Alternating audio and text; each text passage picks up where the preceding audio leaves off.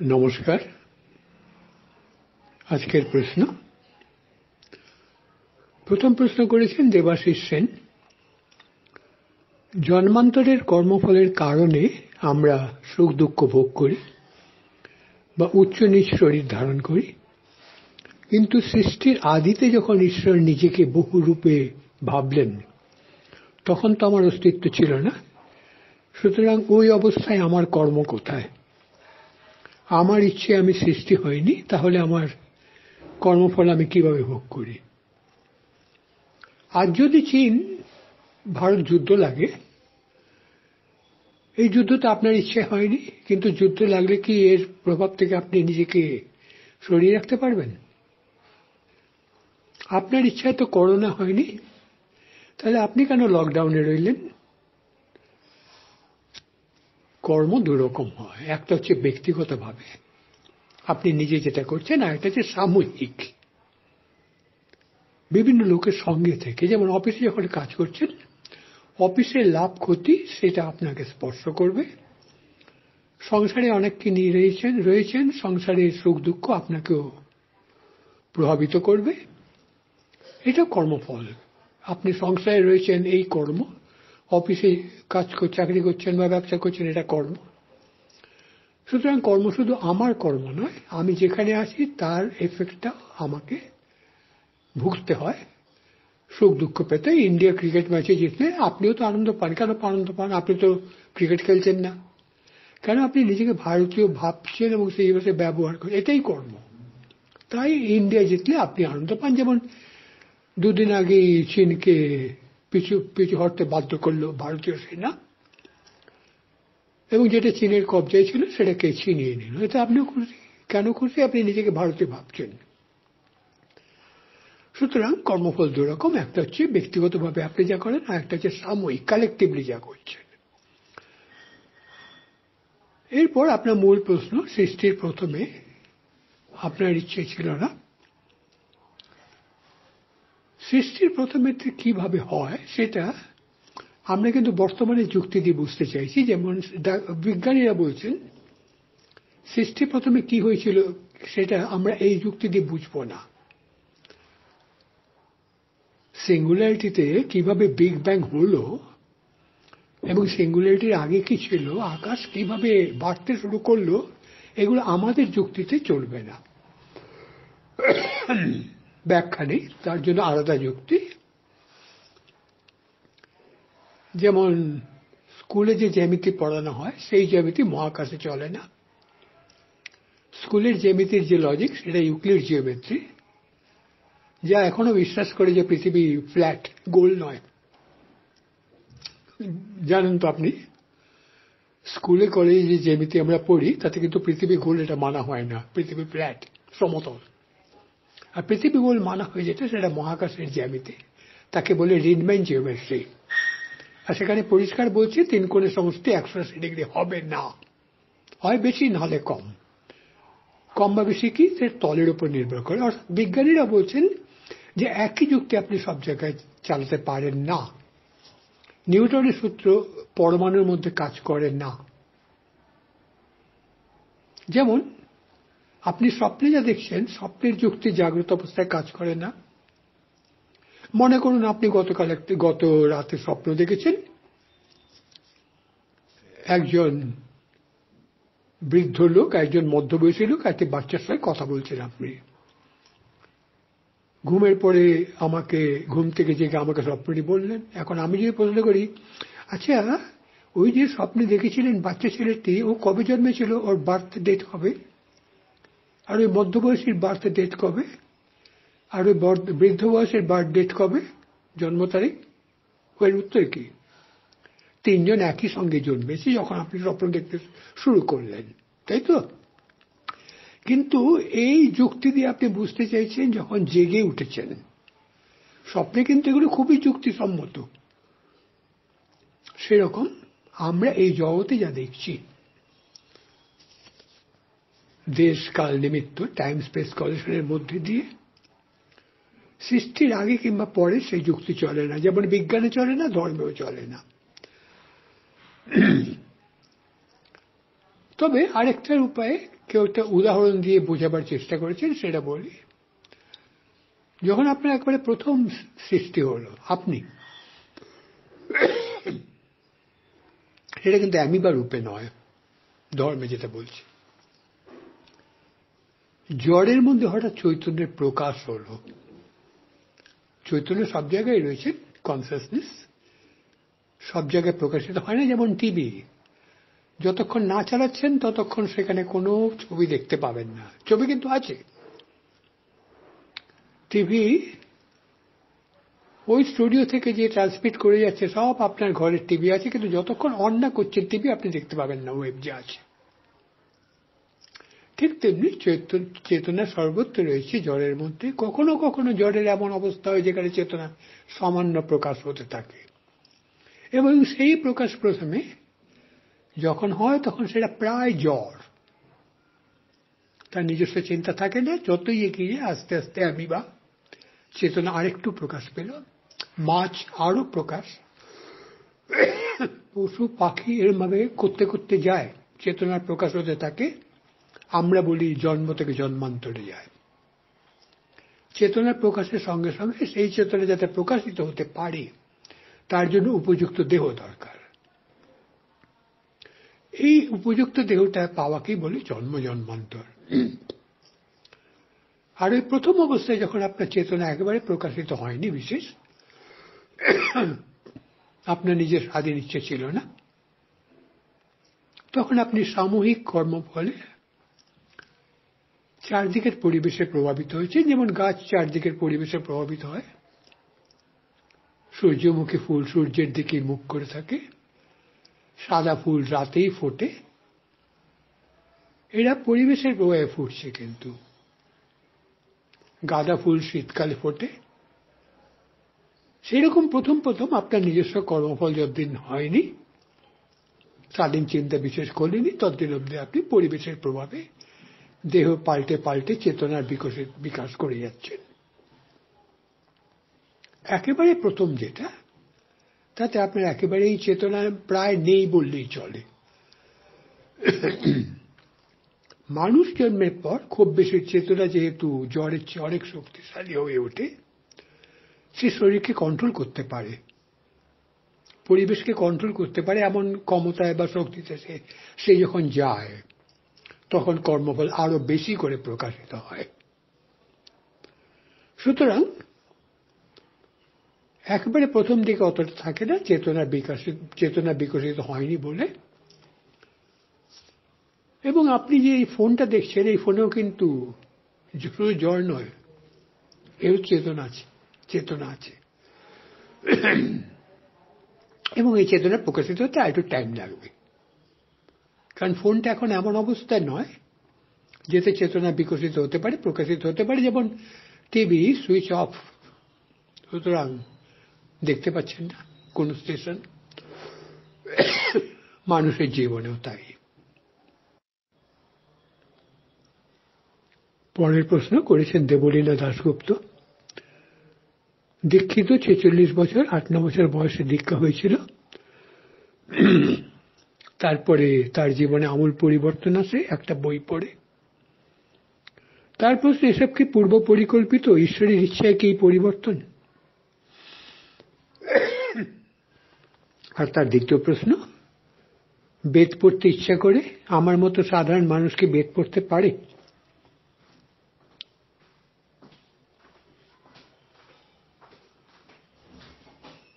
দ্বিতীয় প্রশ্নটার উত্তর আগে দিই।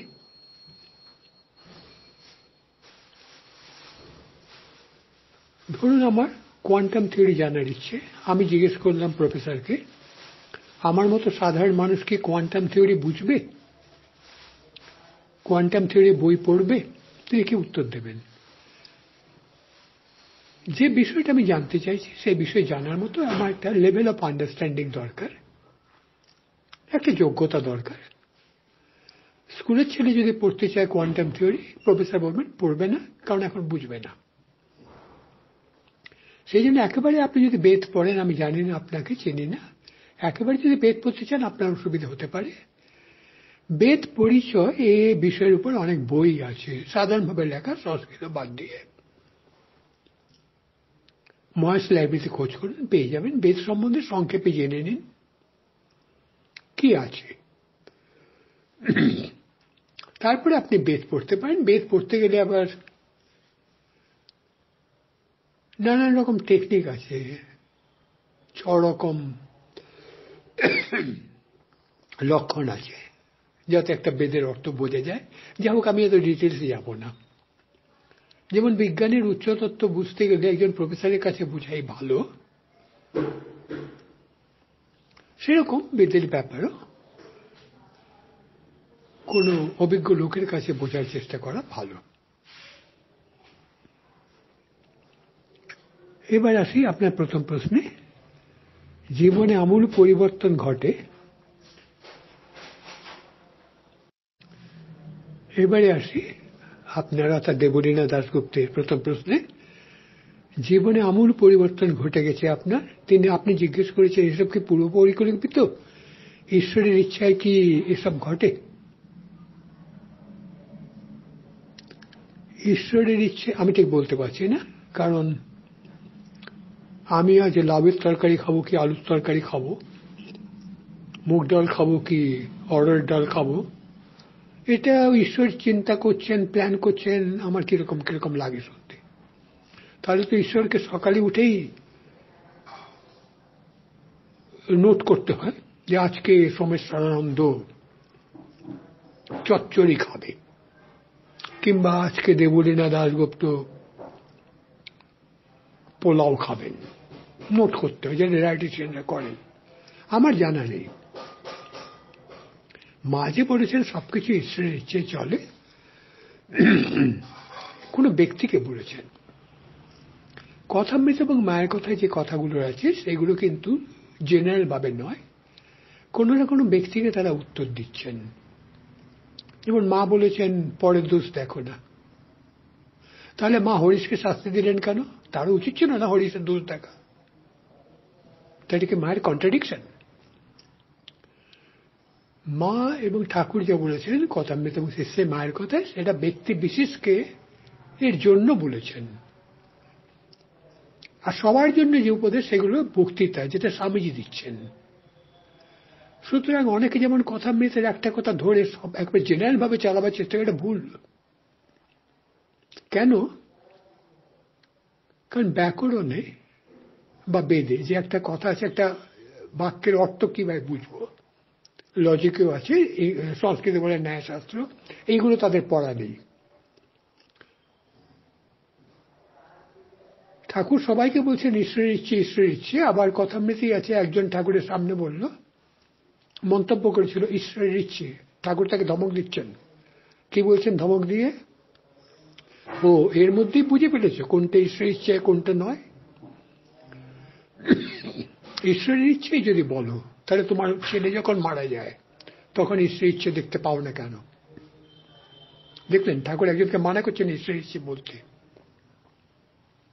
ঠাকুর বলছেন যে সত্য ব্রহ্মই আছেন, ঈশ্বরই আছেন, আর সব মিথ্যে। বলছেন আত্মার মৃত্যু নেই, এ কথা কথামৃতে বলছেন। আবার কালী মহারাজ, তখন তো কালীপ্রসাদ ছাত্র, বসে দিয়ে মাছ ধরছেন, ঠাকুর বারণ করলেন। কালীপ্রসাদ তখন গীতার কথা শোনাচ্ছেন, আত্মা মরে না, জন্মায় না।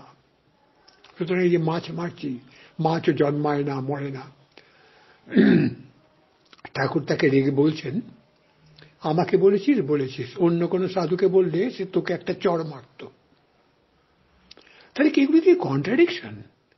অনেকেই কথামৃতের মায়ের কথাকে অন্ধভাবে বলে যান, বিচার করেন না। এগুলো যে ব্যক্তি বিশেষকে বলা, সেই নিয়ে মাথা কামান না।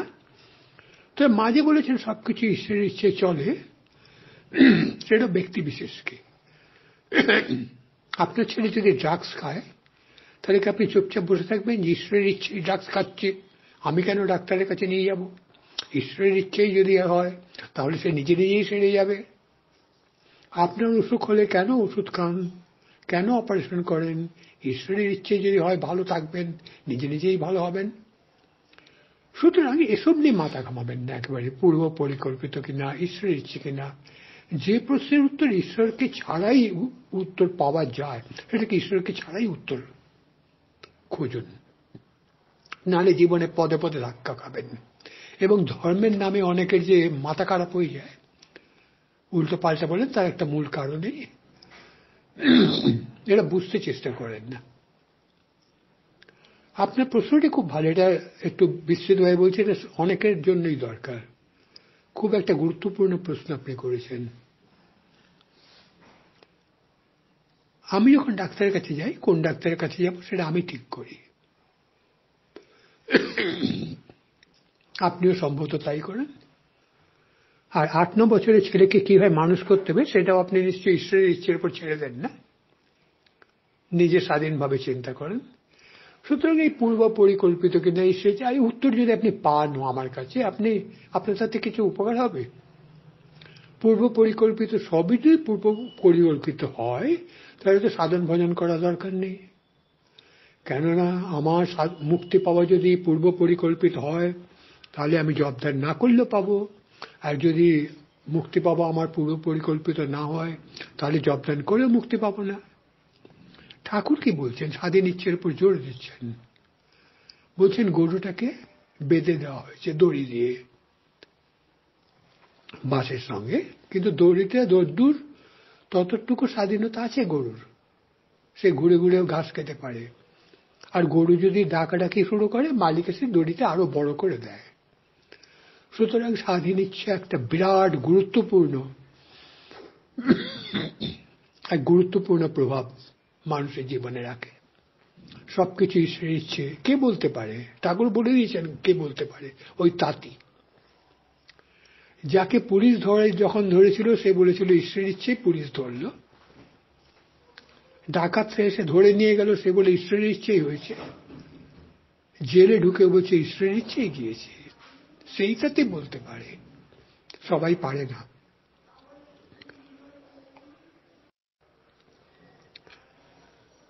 পরের প্রশ্ন করেছেন সৌমেন দাস, বেসরকারি চাকরিজীবী, 37 বছর বয়স, দীক্ষিত। আমি বাবা ধামে, দেওঘর বৈদ্যনাথ ধামে জল ঢালতে যাই শ্রাবণ মাসে। 3 দিন হেঁটে সুলতানগঞ্জ থেকে জল তুলতে হয়। ওখানে প্রচলন আছে, জল নিয়ে যাবার পথে যদি কুকুরের সাথে ছোঁয়া লাগে, তাহলে আমি যতটাই এগিয়ে থাকে না কেন, আমায় আবার সুলতানগঞ্জে ফিরে আবার জল নিয়ে হাঁটা শুরু করতে হবে। মহারাজ দয়া করে একটু বলবেন আমার তখন কি করা উচিত? ওখানকার লোকাচার মানা উচিত, নাকি সেই কুকুরকেও ঈশ্বরের পরীক্ষা মনে করে সেই জল নিয়ে ঢালতে যাওয়া উচিত? এটা আপনাকে ঠিক করতে হবে। আপনার যদি মনে কিন্তু ভাব থাকে, ফিরে যান, নতুনভাবে জল আনুন। আর আপনার যদি মনে হয় না ভালো কাজে যাচ্ছি, এটা ঈশ্বরের ইচ্ছাতেই, শিবের ইচ্ছাতেই হয়েছে, তাহলে ওই জল নিয়ে গিয়ে ঢালুন। আর শিবের সঙ্গে তো কুকুরও থাকে, তাই না? ভূত প্রেত কুকুরও আছে। তাহলে কুকুর এত পবিত্র কি করে হয়ে গেল শিবের কাছে? দেখুন, এগুলো লোকাচার। লোকাচার মানবেন কি মানবেন না, সেটা হচ্ছে আপনার মনের উপর। মনে যদি কিন্তু ভাব থাকে, খটকা থাকে, মানুন। যদি না থাকে, মানবেন না। যেমন আমার দিকে আমি এসব মানিই না। যে একটা ভালো কাজ করতে যাচ্ছি, অনেক যেমন বিদেশে আছে, কালো বেড়াল পথ দিয়ে হেঁটে গেলে নাকি যাত্রা অশুভ। এইগুলো দেখুন, এগুলো বিশ্বাস, লোকাচার, দেশাচার, বিভিন্ন কারণে গড়ে উঠেছে। অধিকাংশ লোক এগুলোর মূল অর্থ না জেনে মেনে চলেছে, ফলে এগুলো একটা প্রথা হিসেবে দাঁড়িয়ে গেছে। কিন্তু এটা মানবেন কি মানবেন না, সেটা আপনার উপর। যদি মনে হয় ভালো কাজে যাচ্ছি, ঈশ্বরের কাছে যাচ্ছি, বাবার কাছে যাচ্ছি, কোনো বাধাই বাধা নয়, এটা ঈশ্বরের পরীক্ষা, সেরকম ভাবে নিন। এরপরের প্রশ্ন করেছেন সবিতা ভট্টাচার্য, বয়স 60, 2000 সালে স্বামী রঙ্গনাথনজির কাছে দীক্ষিত। জীবনে প্রচুর লড়াই করেছি ও এখনো করে চলেছি। যার জন্য আপনার ভিডিও বা লেখা পড়েও মন শান্ত করতে পারছি না। কি করে অস্থির মন শান্ত হবে? ও চেষ্টা করেই হবে। মাধ্যমিক পাশ করতে যদি 10 বছর লাগে, তাহলে মন শান্ত কি এর চেয়ে কমে সময় করা যায়? আর লড়াই করছে না কি? পলিটিক্যাল লিডার থেকে শুরু করে রাস্তার দিন মজুর, কে লড়াই করছে? সবাই তো লড়াই করছে, সারাদিন লড়াই করছে। নেতা সবসময় চিন্তাই বুঝে গদে গেল, এই ইলেকশন আসছে, জিততে পারবো কিনা টেনশন। দিন মজুরের সমস্যা, ব্যবসায়ীর সমস্যা, ব্যবসা ভালো হচ্ছে না এখন। মানুষের সমস্যা, লকডাউন হবে কি হবে না, লড়াই তো চলবেই। আপনি লড়াই চান না নাকি? তাহলে আপনাকে চুপচাপ ঘরে বসে থাকতে হয়, ব্যাংকে যথেষ্ট টাকা রেখে সুদে খেতে হয়। লড়াই করছেন এমন মানুষ আপনি দেখতে পাচ্ছেন কি? প্রশ্ন হচ্ছে লড়াইটা কিসের জন্য করছেন, কিভাবে করছেন? মানুষকে বেশি লড়াই করতে হয় যখন তার জীবনে একটা বড় উদ্দেশ্য থাকে না। সেই যদি থাকে মহান উদ্দেশ্য, সেই উদ্দেশ্যের দিকে তাকিয়ে ছোট ছোট লড়াই করতে ভয় পায় না। যেমন একটি ছাত্র, পড়ায় তার সবসময় ভালো লাগে না, খেলতে ইচ্ছে হয়, বন্ধুদের কাছে যেতে ইচ্ছে হয়, কিন্তু তার সামনে একটা বড় উদ্দেশ্য আছে। পড়াশোনায় ভালো রেজাল্ট করতে হবে, ভালো চাকরি পেতে হবে, ক্যারিয়ার তৈরি করতে হবে। এই মহান একটা বড় উদ্দেশ্যকে দিকে তাকিয়ে সে ছোট ছোট লড়াই, ছোট ছোট বাধাকে ভয় পায় না, কারণ সে জানে ওই পথে যেতে গেলে লড়াই করেই যেতে হয়। মাউন্ট এভারেস্টে উঠতে গেলে অনেক লড়াই করতে হয়। সুতরাং মন অশান্ত আপনাকে ওই প্র্যাকটিস করে যেতে হবে। রোজ সকালে আমরা একটা করে এক্সারসাইজ দিই, ভিডিওতে দেয়া হচ্ছে। এই ঐশ্বর্য সুমিশান্ত গ্রুপেও ভিডিও আছে মন শান্ত করে, আপনাকে অভ্যেস করে যেতে হবে। হয় কি, আপনি হয়তো একটু বেশি বয়সে এগুলো শুরু করেছেন। একটা কথা আছে সংস্কৃতে, বলছি যে একজন বৃদ্ধকে দেখলে বোঝা যায় তিনি যৌবন কিভাবে কাটিয়েছেন, আর একজন যুবককে দেখলে বোঝা যায় তিনি বৃদ্ধ বার্ধক্য কিভাবে কাটাবেন। খুব গভীর কথা। তাই সেই জন্য আপনাকে তো লড়াই করতে হবে, সবাই লড়াই করছে, তাদের সঙ্গে একসাথে লড়াই করুন। আর পথ আপাতত আমাদের দৈনন্দিন প্রতিদিন যে দেয়া হয় অনুশীলন, সেটা অভ্যেস করুন, অন্তত 2 মাস করে দেখুন রেগুলার। আর আমাদের অধিকাংশ বই তো এই সমস্যার সমাধানের উপর। আত্মবিকাশের 32টি পদ্ধতি, আনন্দময় জীবনের পথ, দুঃখ ব্যথার পারে। আমরা তো বারবার একই ফোকাস করে যাচ্ছি একই সমস্যার উপর, সমস্যার বিভিন্ন রূপের উপর। এগুলো পরে অভ্যেস করুন, ধীরে ধীরে ঠিক হয়ে যাবে। প্রার্থনা করে যান রেগুলার। যত আন্তরিকভাবে প্রার্থনা করবেন ততই এর ফল পাবেন। এবারে প্রশ্ন করেছেন কৌশিক মণ্ডল। আমি 5 বছর আগে দীক্ষিত, পেশায় শিক্ষক। আমার সমস্যা, আত্মীয় স্বজন, বন্ধু বান্ধব এবং ছাত্রছাত্রীরা অবলীলায় তাদের জীবনের দুশ্চিন্তা, সমস্যার কথা আমাকে শোনায়। আমি আমার সাধ্যমতো সাহায্য করতে চেষ্টা করি, কিন্তু তাদের সমস্যাগুলো আমাকে তাড়া করে বেড়ায়। সকাল সন্ধ্যায় প্রার্থনা করার সময় তাদের সমস্যার সমাধানের জন্য ঠাকুরের কাছে প্রার্থনা করি, কিন্তু অনেকের অনেক সমস্যা শুনে মানসিকভাবে অস্থির অনুভব করি। এর সঠিক পথ নির্দেশ করুন অনুগ্রহ করে। কাউন্সিলিং একটা সাবজেক্ট আছে, মানুষের দুঃখ দূর করা, সমস্যার সমাধান দেওয়া কিভাবে করতে হয়। সেখানে পরিষ্কারভাবে বলা হচ্ছে মেন্টালি আপনি ইনভলভ হবেন না। একজন যত দুঃখ নিয়ে আসুক,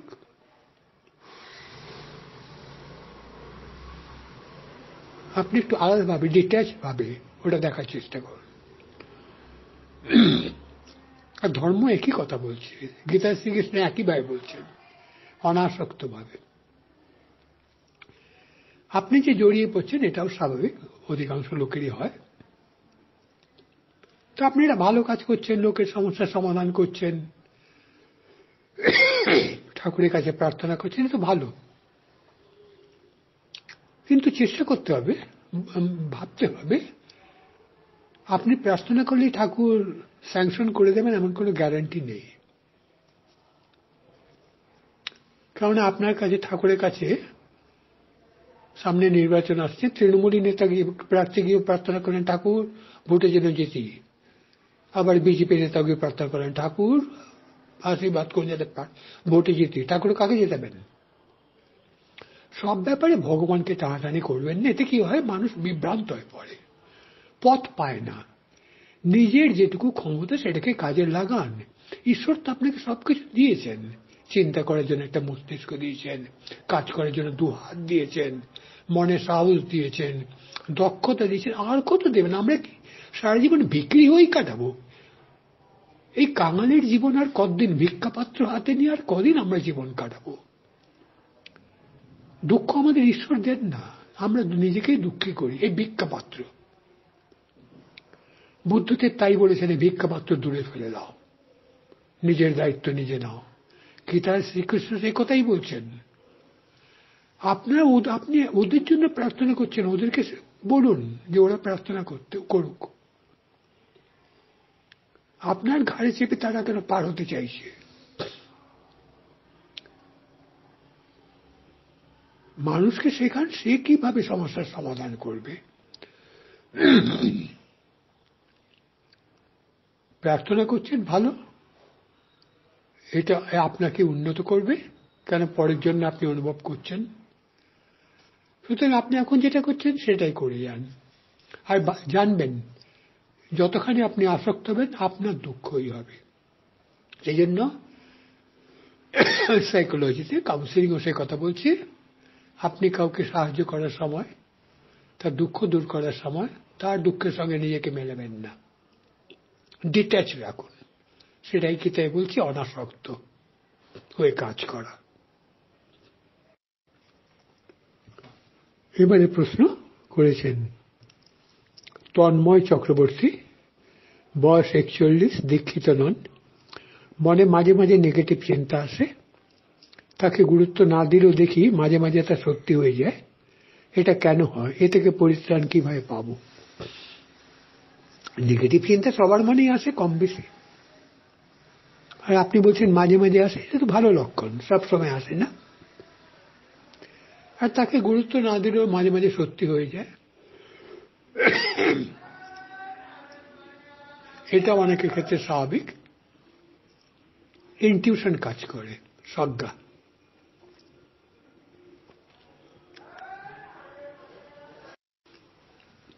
এ থেকে পরিত্রাণের উপায় সাধন ভজন করে যাওয়া, আর কিছু নয়।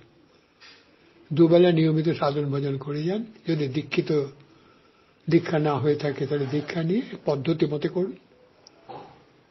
কাজকর্মে জপ করা, অনুশীলনে আমরা এগুলো বলি বারবার। আপনি যদি একটু ভালো করে লক্ষ্য করেন আমরা কি, আমাদের উদ্দেশ্যটা কি? অনুশীলন দিচ্ছি, প্রতিদিন সন্ধ্যায় কোনো না কারোর প্রশ্নের উত্তর দিচ্ছি। বই আছে, দুঃখ ব্যথার পারে, আনন্দময় জীবনের পথ, আত্মশক্তি বিকাশের 32টি পদ্ধতি। এবং আমাদের বইয়ে দেখবেন আমরা অনুশীলনের উপর জোর দিয়েছি, থিওরির উপর নয়। থিওরিটা সংক্ষেপে বলে চলে যাচ্ছে প্র্যাকটিসে। ঠাকুর যেটা বলছেন, তবলার বোল মুখে বলা সোজা, হাতে আনাই কঠিন। এগুলো আপনাকে প্র্যাকটিস করে যেতে হবে। কবে সফল হবেন? 100% সাফল্য টাইম লাগবে। আপাতত যদি 10% সফল হন, খুব ভালো কথা, এগুন। এই 10% সাফল্য ক্রমে 15% হবে, চেষ্টা করতে করতে 30%, 40%, 60%, 70%, এভাবে বাড়বে। তো এভাবে বাড়িয়ে চলুন। একবারে আশা করবেন না যে একবারে 100% হয়ে যাবে 1 মাসে বা 2 মাসে। চেষ্টা করে যাওয়া।